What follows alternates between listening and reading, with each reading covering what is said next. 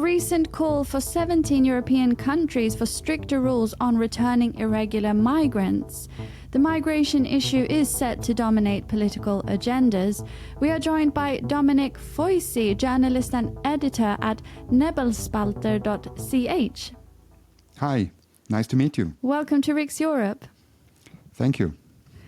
So what do you think are the potential implications of the 17 European countries calling for stricter EU rules on irregular migration, and how might this affect the overall EU migration policy? I think it reflects the changing policies in a lot of countries. We had elections on European level and in several countries that were dominated by the migration discussion going on right now. And for years, parties won elections that are for a stricter regulation in this part. In these policies. So it's, for me, I think it's a test for the EU Commission whether they really think of changing something on the migration issue. I don't know whether Mrs. von der Leyen is going in that way, but I think when 17 countries are writing a sincere and reasonable letter, then maybe she should.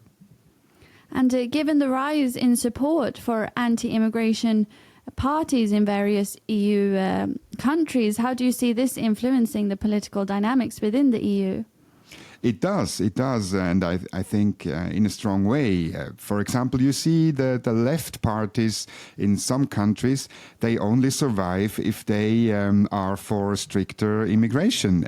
Otherwise, the left has lost momentums and elections, for example, in France or in Germany or in other countries. So it's for them, and that's how democracy goes. It's for them make or break.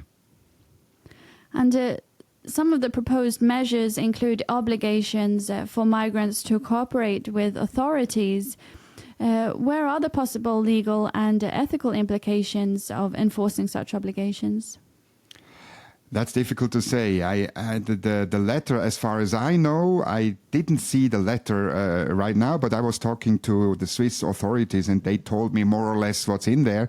There is no concrete suggestion how to deal with the practice of a lot of these migrants to destroy their identity cards or passports. So, and the problem is that there are migrants that really lose those passports, or their authoritarian regime didn't give them these passports, but there are a lot of others that really destroy it to easier get to asylum. And how might these tensions between national governments and the European Court of Justice regarding migration policy play out in the future? It's difficult to say, but I think the role of the ECJ is very difficult because he treats the national high courts as kind of like children in a kindergarten. We are the Supreme Court of Europe and we are ruling everything, and they are so far away from the national policies. Of course, I say that as a Swiss citizen who tries to stay a little bit out of this kind of ECJ rulings, because I think also the judiciary has to be affiliated with what the people are thinking, with the discussion in a country. And this is also a very important part of national sovereignty. And Luxembourg is from time to time very far away from the real problems of the people.